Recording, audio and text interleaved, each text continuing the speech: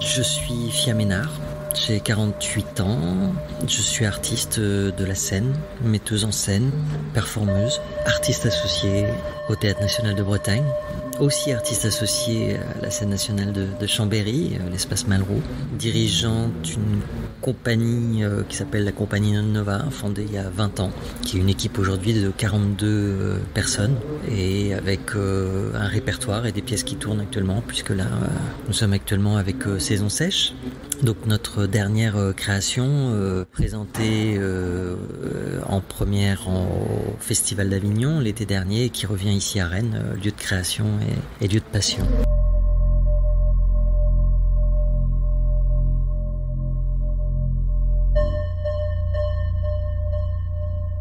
Dans un projet tel que je l'imagine lorsque j'imagine Saison Sèche, qui est un projet où je demande finalement à cette femme de détruire la maison du patriarche, j'ai d'abord été, il faut que je le recontextualise, dans la situation de mon propre corps, né homme, vécu dans la peau d'un homme pendant 30 ans et aujourd'hui depuis 18 ans la peau d'une femme. J'ai donc fait une expérimentation qui est celle de, dans l'espace, de vivre d'un côté et de l'autre, de vivre dans la peau de l'homme et de vivre la domination sans me rendre compte que j'étais dominant. Et aujourd'hui, femme, dans la société, toujours avec une recherche de dire mais pourquoi je ne serais plus dominante mais maintenant je devrais être dominée et ou soumise. Donc une interrogation très forte de ce dialogue sur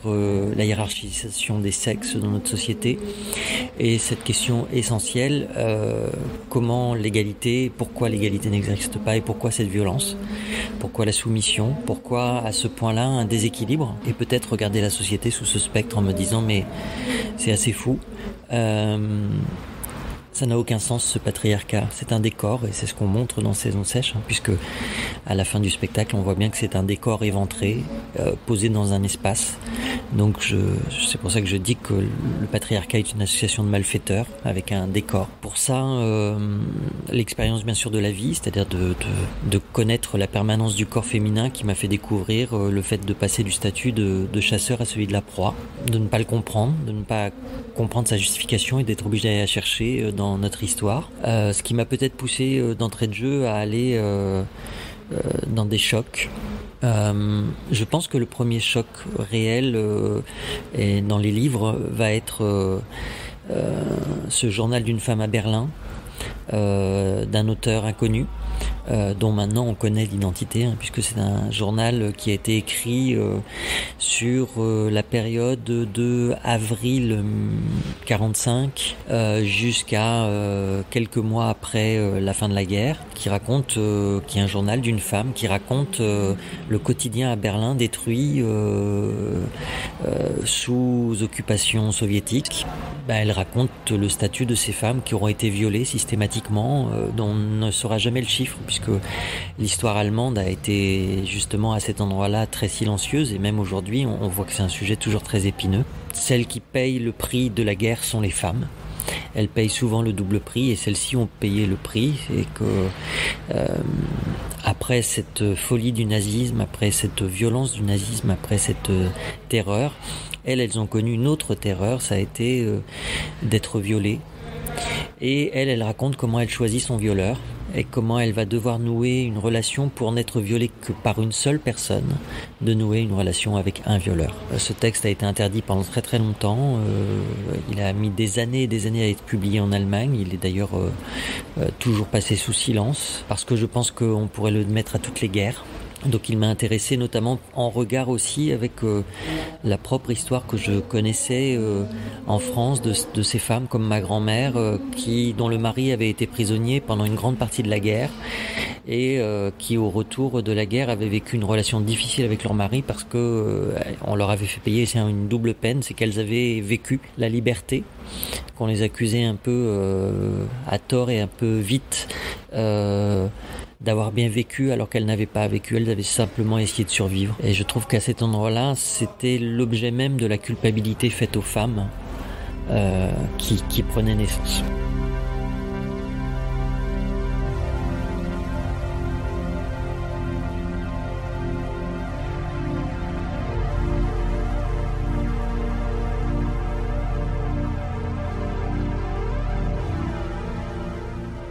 Dans les recherches de livres qui vont arriver très très vite, il y a bien sûr Françoise Héritier, donc masculin, féminin, penser la différence, et puis le deuxième tome, dissoudre la hiérarchie. Il est évident qu'aujourd'hui, il faut absolument lire Françoise Héritier. Je pense que dans notre actualité, depuis presque 2 ans maintenant avec MeToo, l'affaire Weinstein, il est évident que les mots de Françoise Héritier sur cette recherche pour comprendre qu'est-ce qui a fait que notre société s'est bâtie sur une hiérarchie où l'homme a eu le pouvoir et notamment le pouvoir du contrôle des ventres des femmes, et comment il essaye d'exercer, comment la religion est venue s'inscrire dessus, mais bien avant aussi une certaine philosophie, celle d'Aristote notamment, et de comprendre notamment, et moi ce qui m'a passionné, c'est comment elle pose en hypothèse certaines questions, notamment sur qu'est-ce qui fait qu'à un moment, lorsque nous vivions et nos ancêtres vivaient dans des grottes, qu'est-ce qui fait qu'à un moment il y a une telle différence de fonctionnement et que l'homme va à la chasse alors que la meute en elle-même allait à la chasse. Alors elle pose des hypothèses que moi je trouve assez fabuleuses, de dire mais peut-être qu'il faut penser à l'intervention du sang menstruel, et que peut-être quand on va faire la chasse tout en meute et que d'un seul coup une des femelles de la meute a ses règles, le sang menstruel trouble l'odorat des animaux et peut-être que la chasse est moins bonne. Et donc elle commence à poser des hypothèses comme quoi on part sur des situations qui aujourd'hui on pourrait les mettre en exergue en disant mais nous avons toujours cette même relation, comment nous renvoyons la période menstruelle des femmes à une incapacité, comment on va les incriminer, comment on va leur demander de faire disparaître absolument ça. Et donc aussi pour elle à cet endroit-là, et c'est ce qui est passionnant, notamment je pense dans dissoudre la hiérarchie, où je crois que c'est dans celui-ci où elle évoque vraiment aussi comment les protéines animales et la répartition ont fait que les femmes sont restées plus autour de la grotte, ont commencé à travailler plus sur la cueillette, que il fallait préserver plutôt la viande pour les chasseurs, donc ils avaient les meilleurs morceaux, donc ils ont développé plus de masse musculaire, et que la différence du corps se serait faite sur une sorte de répartition comme ça, et que aujourd'hui on pourrait se reposer la question de la transformation de nos corps et de voir que peut-être sous un autre regard de notre société qui va vers de plus en plus d'automatisation, de remplacement par la machine des efforts, ça veut dire que la répartition des protéines en tout cas se ferait différemment et que les corps commenceraient plutôt à se ressembler, ce qui pourrait d'ailleurs être une vision assez logique si on regarde le monde. Donc à cet endroit-là, je sais que j'ai été très intéressé notamment sur la question de la puissance et à quel endroit on a construit notamment ce mythe de la puissance associée au mal, et c'est ce que j'ai cherché à démontrer dans Saison Sèche, c'est de montrer que non, c'est l'homme en général, l'homme et la femme ont une capacité de puissance incroyable, et que elle a simplement été beaucoup plus montrée du côté masculin et effacée du côté des hommes.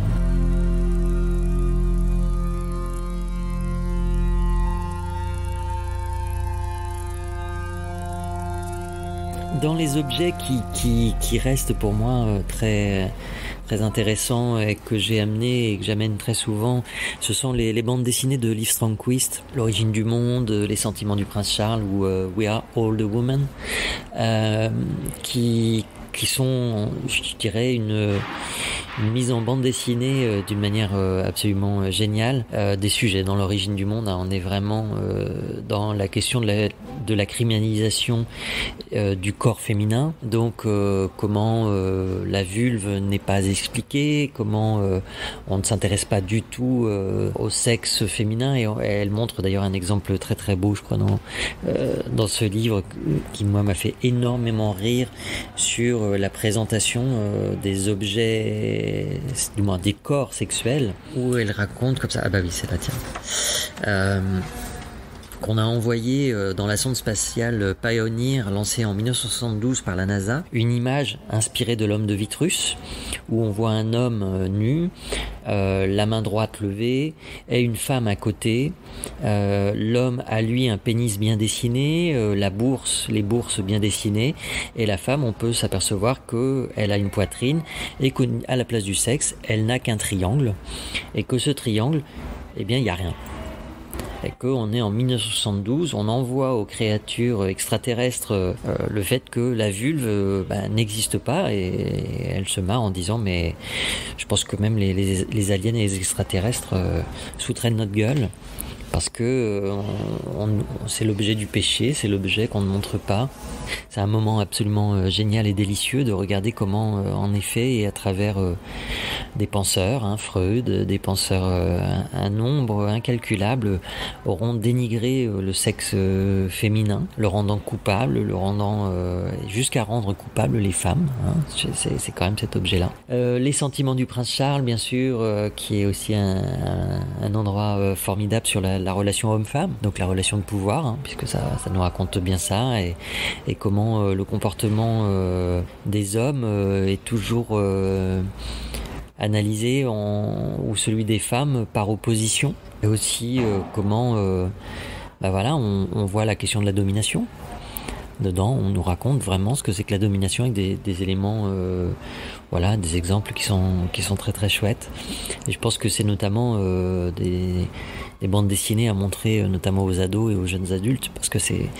quand même assez génial de pouvoir toucher à ces thèmes-là par ce biais-là, c'est-à-dire la bande dessinée.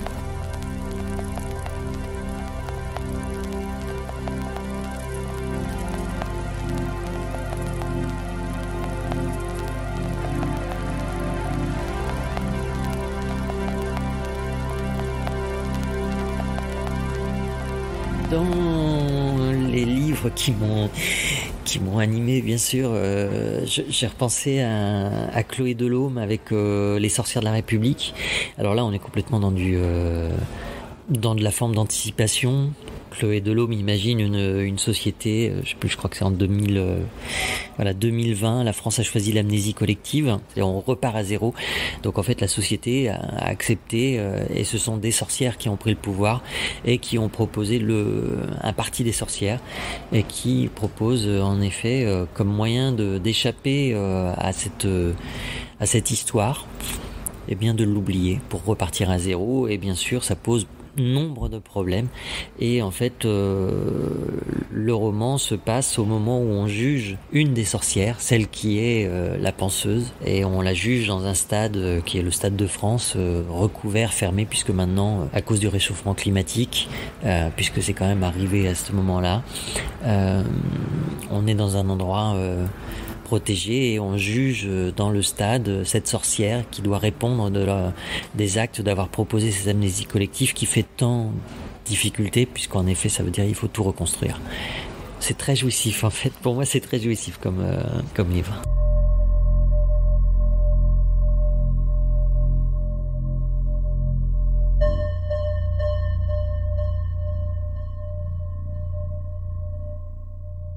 Dans les livres aussi qui, eux, traversent complètement mon travail depuis des années. C'est un livre pas facile à trouver, qui est réédité régulièrement, qui est plutôt un livre scientifique, puisque c'est un livre de Theodor Schwenk, Le chaos sensible, qui a un sous-titre qui sont les créations de formes par les mouvements de l'eau et de l'air. Alors vous comprendrez, si vous connaissez un peu mon travail, comme quoi cet élément est récurrent et primordial pour moi. C'est que, en effet, dans ce livre, qui est donc un livre scientifique, qui analyse sans arrêt la question de l'érosion, qui analyse sans arrêt la question de notre corps, comment notre corps fonctionne par rapport aux éléments extérieurs, et aussi de comment le monde se transforme. Et pour moi, c'est un livre essentiel, parce qu'il est sans arrêt celui qui vient chercher et troubler le regard que nous avons sur nos actes, sur nos formes de gestes, et qui le renvoie avec l'endroit dont on voudrait toujours s'échapper, la nature, l'animalité. Et il passe son temps à nous rappeler que nous ne sommes que des mammifères. Bien sûr, nous sommes des êtres pensants, mais nous n'échappons pas, et là on le voit avec le réchauffement climatique, à la règle absolue. Nous ne sommes qu'un élément dans cette masse qui est le cosmos, et nous ne sommes qu'un élément macroscopique dans ce cosmos et lui renvoie cette question-là en permanence. Et pour moi, c'est passionnant parce que ça veut dire qu'à chaque fois, il me repose aussi un regard sur tout ce que je peux voir dans les œuvres, dans les choses, les interrogations, sur nos manières d'être, nos mouvements, nos déplacements. Je pense que il est essentiel pour moi à mon imaginaire.